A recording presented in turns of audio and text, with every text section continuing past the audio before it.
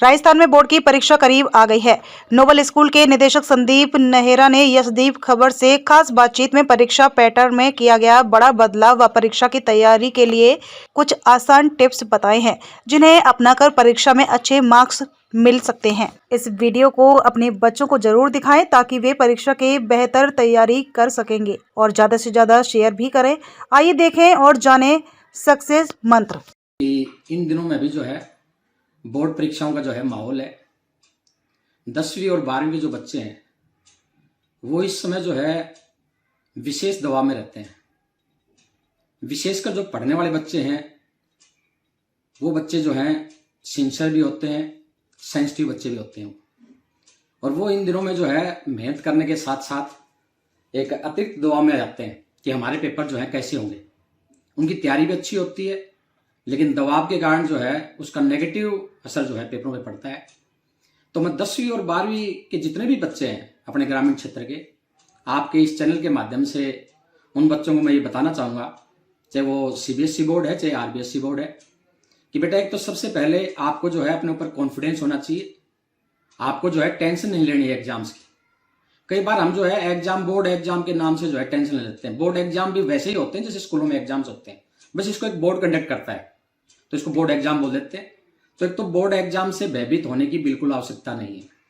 इनको आप वैसे ही एग्जाम समझे जैसे आप स्कूलों में एग्जाम देते हैं। नंबर 2 बात जो मैं बच्चों को बताना चाहूंगा कि आप जो है कोई भी कार्य हम जब करते हैं, चाहे वो चुनाव लड़ने का हो, चाहे हम कोई कंस्ट्रक्शन का कार्य करते हैं, चाहे हम कोई संस्था चलाते हैं, तो उसके अंदर मेन काम हमारा जो होता है वो होता है टाइम टेबल बनाकर कार्य करना, मैनेजमेंट का।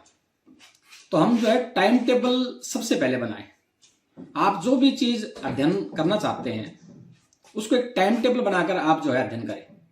और कई बच्चे क्या करते हैं, टाइम टेबल तो बना लेते हैं लेकिन उस टाइम टेबल को इंप्लीमेंट नहीं करते हैं।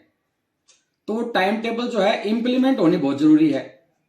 टाइम टेबल बनाएं, इंप्लीमेंट भी करें आप उसको। लगभग जो है बोर्ड परीक्षाओं के 20 दिन शेष है, 10वीं और 12वीं के सीबीएसई के और आरबीएसई बोर्ड के। तो बच्चे जो है इन 20 दिनों में मेरी सलाह है कि जो आपने पढ़ाई की है अब तक, आप उसका रिवीजन अधिक से अधिक करें। जो टॉपिक आपको भारी लगते हैं, जो चैप्टर आपको भारी लगते हैं, आपने अब तक ज्यादा टच नहीं किए हैं, तो आप उनसे ज्यादा छेड़खानी मत करो, ज्यादा समय उनमें मत लगाओ। आप अपने रिवीजन पे ध्यान दें। जो आपने पीछे जो कार्य आपने पढ़ा है उसका रिवीजन करें। और बोर्ड एग्जाम्स के जो भी क्वेश्चन पेपर्स हैं पिछले 5-10 साल के, मेरी सलाह है सभी बच्चों को कि वो 5-10 साल के जो पेपर हैं बोर्ड एग्जाम के 10वीं 12वीं के, उनको आप घर पे जो है सोल्व करके देखें। तो एक तो आपको टाइम मैनेजमेंट पता चल जाएगा, आपकी स्पीड बढ़ेगी, और जो गलती आप एनुअल एग्जाम में करते हैं जब वो पेपर सोल्व करके देखेंगे तो जो गलतियां आपसे होंगी आप उसको सुधार कर लेंगे। और एक जो है कोशिश करें आप कि जब भी आप पढ़ाई करें तो कंसंट्रेट होकर पढ़ाई करें। आप एकाग्रचित होके किसी शांत जगह पे आप बैठ के पढ़ाई करें। चाहे आप छत के ऊपर बैठ के पढ़ाई कर सकते हैं, नोरे में बाड़े में पढ़ाई करें जहां डिस्टर्बेंस नहीं हो। और ये आजकल का जो हमारा बेटा बोर्ड का जो पैटर्न जो चेंज किया है अभी बोर्ड ने, उसको अगर हम ध्यान में रखते हैं तो हमें कंसंट्रेट होकर ज्यादा पढ़ने की जरूरत है। क्योंकि पहले हमारा जो बोर्ड परीक्षाओं का 10वीं 12वीं का जो पैटर्न था वो सब्जेक्टिव वाइज था, डिस्क्रिप्टिव टाइप क्वेश्चंस उसमें आते थे। लेकिन अभी जो पैटर्न बोर्ड ने चेंज किया है वो पैटर्न ऑब्जेक्टिव टाइप कर दिया। ऑब्जेक्टिव टाइप क्वेश्चंस जो है 10वीं और 12वीं की बोर्ड परीक्षाओं में ज्यादा आएंगे, चाहे वो राजस्थान बोर्ड है चाहे वो सीबीएसई बोर्ड है। और इसके अंदर एक अच्छी बात यह है, ये जो ऑब्जेक्टिव टाइप क्वेश्चंस आ रहे हैं अशोक जी, इसका बेनिफिट क्या है? एक तो बच्चे जो है थ्रू आउट स्टडी करेंगे, बुक्स उनको पढ़नी पड़ेगी, चाहे वो एनसीईआरटी की बुक्स हैं चाहे वो राजस्थान बोर्ड के सिलेबस की बुक्स हैं। जो संदर्भ पुस्तकें हैं, रेफरेंस बुक्स हैं, उनको जो है हम कम पढ़ें, और जो टेक्स्ट बुक है उनको हम ज्यादा पढ़ें और पूरा चैप्टर पढ़ें। जब आप पूरा चैप्टर पढ़ेंगे तब भी ऑब्जेक्टिव टाइप क्वेश्चंस हैं, इनको बेटा हम सोल्व कर पाएंगे। तो बोर्ड ने, राजस्थान बोर्ड ने तो एक नियम बनाया है इस बार, आपके शायद अशोक जी नॉलेज में भी होगा, कि जो भी हमारा थ्योरी का पेपर होगा लगभग उसका 40% जो है ऑब्जेक्टिव टाइप आएगा। जैसे 10वीं के पेपर है, 100 नंबर के पेपर होते हैं हर विषय के, लेकिन उसमें 80 नंबर की थ्योरी है, 20 नंबर का आंतरिक मूल्यांकन है जो स्कूल अपने स्तर पे करते हैं। तो 80 नंबर का जो थ्योरी का एग्जाम है, अब इसका 40%, 8 चौके 32, लगभग जो है 32 नंबर के ऑब्जेक्टिव टाइप क्वेश्चंस आएंगे इस बार। ऐसा जो है पहले नहीं हो रहा था। अब ये 32 नंबर के जो ऑब्जेक्टिव टाइप क्वेश्चंस आएंगे, इसके अंदर जो 15% है वो एमसीक्यू क्वेश्चंस होंगे, मल्टीपल चॉइस क्वेश्चंस, जिसको हम बोलते हैं बहुवैकल्पिक। एक प्रश्न है, उसके 4 उत्तर होंगे और उसमें एक को टिक करना है। तो 32 में से 15% तो आपके जो है एमसीक्यू क्वेश्चन आ रहे हैं बहुवैकल्पिक, और इसके अंदर जो है 15 के बाद 7% आपके जो है खाली स्थान वाले आ रहे हैं, फिल इन द ब्लैंक्स, एक शब्द भरना है। 15 और 7 22, और 10 नंबर के जो प्रश्न है वो एक सेंटेंस वाले आएंगे, एक वाक्य में उनका उत्तर लिखना है। अब जो बच्चे जिनका टारगेट छोटा है, अशोक भाई साहब, जिनका टारगेट छोटा है या मीडियम टारगेट है, उनको तो इस पैटर्न से फायदा मिलेगा, क्योंकि बच्चे इजिली जो है पेपर को स्कोर कर पाएंगे, ऑब्जेक्टिव टाइप क्वेश्चंस है।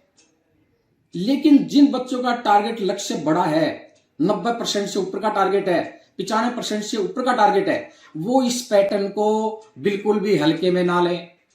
ये पैटर्न जो है ये आपके लिए, अगर आपने लापरवाही की तो आपके लिए जो है आपके लक्ष्य को ये जो है आप तक नहीं जाने देगा। इसके अंदर हमें जो है विशेष ध्यान रखना है। आप जब भी ऑब्जेक्टिव टाइप क्वेश्चंस करते हैं, मेरी कुछ टिप्स हैं बच्चों को। पहली बार ऑब्जेक्टिव टाइप क्वेश्चंस जो है वो ज्यादा आ रहे हैं, 40% आ रहे हैं, और ये 12वीं की जो कक्षाएं हैं फिजिक्स, केमिस्ट्री, बायोलॉजी के अंदर, इसके अंदर क्योंकि प्रैक्टिकल एग्जाम्स होते हैं तो 30-30 नंबर के तो प्रैक्टिकल एग्जाम है, और लगभग 14 नंबर के जो है आंतरिक मूल्यांकन है, तो 56 नंबर का थ्योरी का पेपर होगा। अब इस 56 नंबर के थ्योरी के पेपर के अंदर अशोक जी लगभग 40% इसका हम निकालते हैं, तो लगभग 21 अंक के जो प्रश्न है वो ऑब्जेक्टिव टाइप आएंगे। 56 में से 21 नंबर के जो प्रश्न है वो ऑब्जेक्टिव टाइप आएंगे। अब ये ऑब्जेक्टिव टाइप प्रश्न है, इनको हमें सोल्व कैसे करना है? एमसीक्यू क्वेश्चंस बोलते हैं हम इनको, मल्टीपल चॉइस क्वेश्चंस। तो जो एमसीक्यू क्वेश्चंस हैं इनको सोल्व कैसे करना है, मैं 3 टिप्स दूंगा बच्चों को इसके लिए, जो बड़े काम की आएंगे। नंबर 1, जब आप जो है मल्टीपल चॉइस टाइप के क्वेश्चन सोल्व करते हैं तो उसमें प्रश्न लिखा होता है, नीचे उसके 4 ऑप्शन लिखे होते हैं उत्तर, जो लगभग अपने को सही लगते हैं। तो जो बच्चे इन एमसीक्यू क्वेश्चंस को सोल्व करते हैं, ऑब्जेक्टिव टाइप क्वेश्चंस को, तो वो 4 विकल्प पहले देखे नहीं, वो सिर्फ प्रश्न पढ़े। प्रश्न पढ़ के अपने दिमाग के अंदर सोचेंगे इसका उत्तर क्या होगा, और उनके दिमाग में आ गया कि इसका उत्तर ये होगा। उसके बाद वो जो 4 ऑप्शन है उसको वो देखें, उसके अंदर अगर वो आपका उत्तर मिल रहा है तो तुरंत टिक कर दें, सोचने की जरूरत नहीं है, कंफ्यूज होने की जरूरत नहीं है। अगर आपने ये सिस्टम लागू नहीं किया, सिर्फ आपने क्वेश्चन पढ़ा और उसके विकल्प देख लिए, तो आप कंफ्यूज हो जाएंगे कि कौन सा, ये भी सही है, ये भी सही है, ये भी सही। उसको मत देखो 4 विकल्पों को, आप सिर्फ प्रश्न पढ़ो, उसका उत्तर अपने दिमाग में सोचो क्या होगा। आपके दिमाग में एक फिगर कुछ ना कुछ आएगी, और उसके बाद वो आप हाथ डालो, चारों में अगर वो मैच हो रही है तो उसको तुरंत टिक कर दो। तो ये तो वो प्रश्न जो हमें आते हैं उसको सोल्व करना। अब उसके बाद दूसरा, कुछ प्रश्न ऐसे होते हैं ऑब्जेक्टिव टाइप मल्टीपल चॉइस वाले कि हमें चारों ऑप्शन जो है लगता है कि ये सही है, और हमें उसका उत्तर हमारे दिमाग में भी नहीं है, मान लो पता ही नहीं हमें। तो आप जब वो 4 ऑप्शन देखेंगे तो सारे सही लगेंगे। अब उसको सोल्व कैसे करना है, उसकी एक बहुत अच्छी टिप्स दे रहा हूं मैं, उसको बोलते हैं एलिमिनेशन मेथड। एलिमिनेशन मेथड मतलब आप उन 4 विकल्पों में से उस विकल्प को हटा दो जो आपको लगता है कि ये तो इसका उत्तर हो ही नहीं सकता। ये मत ढूंढो कि इसका उत्तर ये होगा, वो ढूंढो कि ये उत्तर नहीं हो सकता। आपको अलग से दिखाई देगा कोई 1-2 सेट। तो ऐसे में जैसे वो कौन बनेगा करोड़पति नहीं आता, अमिताभ बच्चन सोनी टीवी पे दिखाते हैं, तो उसमें यही होते हैं, एमसीक्यू क्वेश्चन ही होते हैं, मल्टीपल चॉइस क्वेश्चन। तो उसमें आप उसको एलिमिनेट कर दो जो बिल्कुल नहीं लगता आपको, और जब उसको आप एलिमिनेट कर देंगे तो मान लो आपके पास ऑप्शन बच गए 2 आपने एलिमिनेट कर दिए इस प्रोसेस से। अब उस 2 में से आप थोड़ा सा मैच करके देखो कि इस पर्सन के साथ कौन सा आंसर मैच हो रहा है, उसको आप टिक कर दें। दूसरा मेथड मैंने बताया आपको, एलिमिनेशन मेथड। तीसरा मेथड, आपको कोई पर्सन बिल्कुल नहीं आ रहा है, समझ में नहीं आ रहा है, घुमा फिरा के दे दिया। आपको विकल्प जो है वो विकल्प भी समझ में नहीं आ रहे कि कौन सा विकल्प सही है। तो ऐसे में एक मेरी वैसे व्यक्तिगत सलाह है बच्चों को ये कि अधिकतर जो एग्जामिनर जब इस तरह के क्वेश्चन सेट करता है तो वो बी और सी जो है लगभग वो उसमें आंसर देने की कोशिश करता है। जैसे हम भी कोई बनाते हैं तो ऊपर नीचे उसका आंसर नहीं देते, बीच में देने की कोशिश करते हैं। तो इसको हम बच्चों को बोल सकते हैं तुक्का मारना। तो तुक्का मारना मेथड भी है। तुक्का जब आप मारते हैं, मान लो आपने कुछ 50% प्रश्न कर दिए, 60 कर दिए, और 10-20% ऐसे हैं, इसमें तुक्का मार सकते हैं अशोक जी हम। क्यों? इसमें नेगेटिव मार्किंग नहीं है, कॉम्पिटेटिव एग्जाम्स हैं, इसमें तुक्का नहीं मारा जाता, उसमें नेगेटिव मार्किंग होते, नंबर कट जाएंगे, जो आते हैं वही करने चाहिए हमें। लेकिन बोर्ड एग्जाम्स के अंदर क्योंकि कोई नेगेटिव मार्किंग नहीं है, तो मैं बच्चों को तीसरा मेथड ये कहूंगा कि आप किसी भी पर्सन को छोड़े नहीं, उसको जो है तुक्का मारना भी सीखें आप।